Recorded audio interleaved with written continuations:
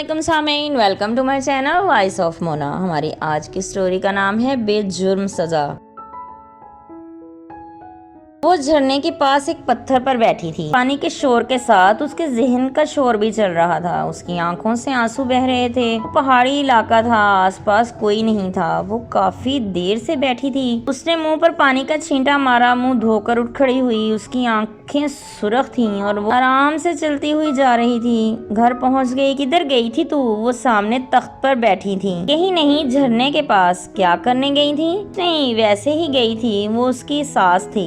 शादी हुए 3 साल हो गए थे। वो मुल्क से बाहर रहता था। 6 माह रहा, फिर वापस ही नहीं आया। उसने शायद शादी ही माँ की देखभाल के लिए की थी। वो नौकरानी छोड़ के गया था माँ के लिए। घर में सिर्फ वो दोनों ही थीं। आज पता चला था कि वो पहले से ही शादीशुदा था। उसके बीवी बच्चे उसके साथ में ही थे। वो 4 बच्चों का बाप था। वो कमरे में जाकर लेट गई। वो बाहर बोले जा रही थी। शीजा चुप करके लेटी थी। उससे अपने कमरे में कदमों की आवाज आई। उसने पलट कर देखा तो उसकी माँ खड़ी थी। वो भागकर माँ से लिपट गई। ज़ब्त का बंधन टूट गया। वो ज़ारो कतार रोने लगी।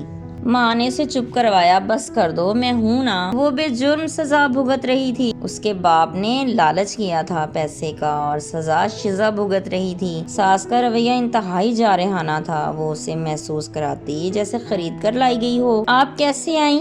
मेरा दिल बेचैन था तेरे लिए सुबह से, इसीलिए आ गई। वो माँ को लेकर लेट गई। वो काफी देर बातें करती रही। फिर उसकी माँ ने कहा, चलो घर मेरे साथ। उसका क्या करूँ? रहने दो, बताती हूँ उसके बेटे को। जुबान भी तो सही रखती तो सब पूछते।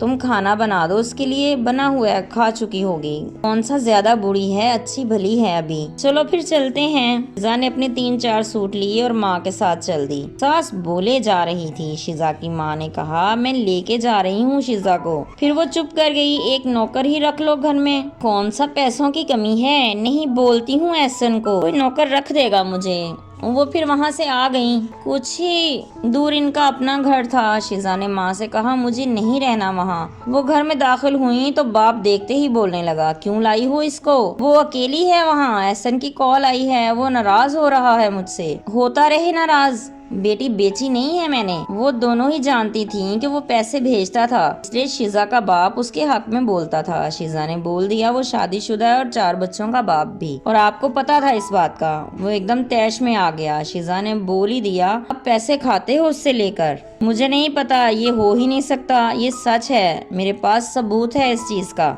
अच्छा, मैं पूछता हूँ उसको। पूछ लें, पता है सबको, आपको ही नहीं पता। शीजा की माँ उसके लिए खाना बनाने किचन में चल दी। वो भी उनके पीछे चल पड़ी। उसकी माँ के साथ ही उसकी दोस्ती थी। बाप शुरू से ही जिद्दी और लालची था। शीजा के रिश्ते में सिर्फ वही राजी था और जबरदस्ती शादी कर डाली। वो बातें करती रही। खाना बन गया, दोनों ने साथ खाना खाया। फिर शीजा माँ के साथ ही सो गई। सुबह उसका बाप चीख चिल्ला रहा था, उसकी माँ के साथ बहस कर रहा था, उसे वापस भेजने के लिए मुसलसल जिद कर रहा था और वो मुसलसल मना कर रही थी। वो उठकर बाहर आ गई। ठीक है, मैं चली जाती हूँ, लेकिन अब दिल तंग आया तो इधर नहीं आऊंगी, कहीं और ही जाऊंगी। उसकी माँ डर गई। वो जा सकती थी। शीजा ऐसा ही करेगी, इसलिए उन्होंने बोल दिया कि शीजा कहीं नहीं जाएगी जब तक खुद ना जाना चाहे। शीजा चुप करके अंदर आके लेट गई। वो तय कर चुकी थी कि अब अगला कदम जो भी उठाएगी, वापसी के लिए नहीं उठाएगी।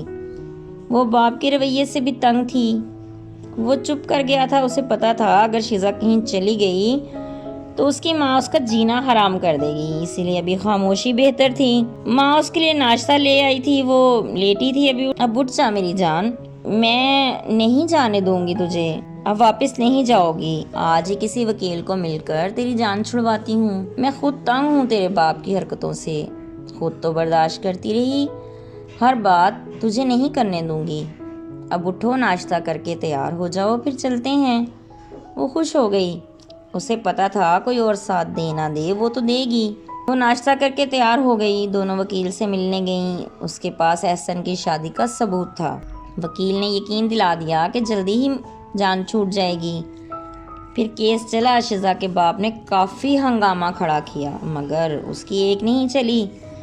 फिर फैसले का दिन आ गया। शीजा की सज़ा माफ़ होने वाली थी, जो वो बगैर किसी गुनाह या किसी जुर्म के भुगत रही थी। اسے جھوٹ بولنے کی وجہ سے ہر جانا بھی دینا پڑا۔ شیزہ خوش تھی، اس کی جان چھوٹ گئی۔ احسن نے فیصلے کے مطابق ہر جانا بھی بھجوا دیا۔ اگر وہ نہیں بھجواتا تو اس کا انجام وہ جانتا تھا۔ شیزہ خوش تھی، جو تکلیف اس نے اتنے سال کاٹی تھی وہ ختم ہو چکی تھی۔ جیتے رہیے، خوش رہیے۔ ملتے ہیں اگلی کہانی کے ساتھ۔